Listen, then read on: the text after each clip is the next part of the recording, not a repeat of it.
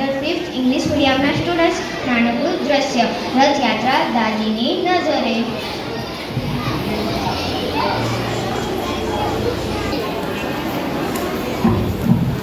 આજે રવિવાર છે. પૂજા હાથમાં નોટબુક અને પેન્સિલ લઈને બેઠી બેઠી કશુંક વિચારે છે. તેના ચહેરા પર થોડી ચિંતા જેવું દેખાતા તેની દાદી તેને પૂછે છે. તો ચાલો આપણે જોઈએ પૂજા અને તેની દાદી વચ્ચેનો સંવાદ. પૂજા, તું શું કરે છે? કેમ કોઈ વિચારમાં છે કે શું કોઈ ચિંતા છે તને?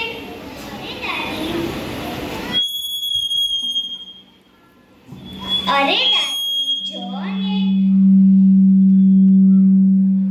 દાદી જો ને ટીચરે અમને રથયાત્રા પર નિબંધ લખવાનું કહ્યું છે. મને તો ખબર જ નથી પડતી શું લખું, ક્યાંથી શરૂ કરું. મેં તો ક્યારેય રથયાત્રા જોઈ પણ નથી. અરે તો તેમાં ચિંતા શું કરે છે? હું તને મદદ કરીશ.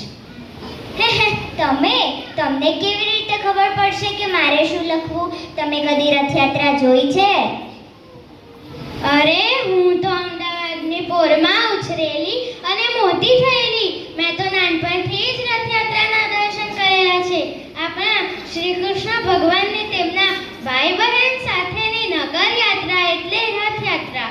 હું તને એટલી બધી માહિતી સાથે નિબંધ લખાવીશ કે તારા મિત્રો અને શિક્ષકોને પણ ખૂબ મજા આવશે અને નવી માહિતી પણ મળશે. અરે વાહ દાદી, તમે તો ઓલરાઉન્ડર નીકળ્યા. મારું તો કામ જ થઈ ગયું. ચાલો આપણે લખવાનું શરૂ કરીએ. દાદી તમે બોલો અને હું લખું.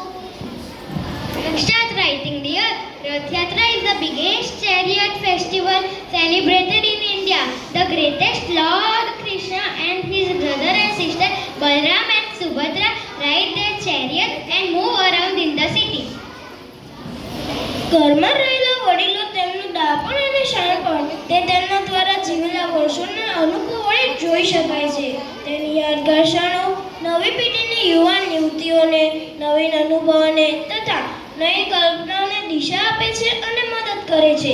તેમના જીવનના ઘડતર માટે ખૂબ જ મહત્વનું હોય છે.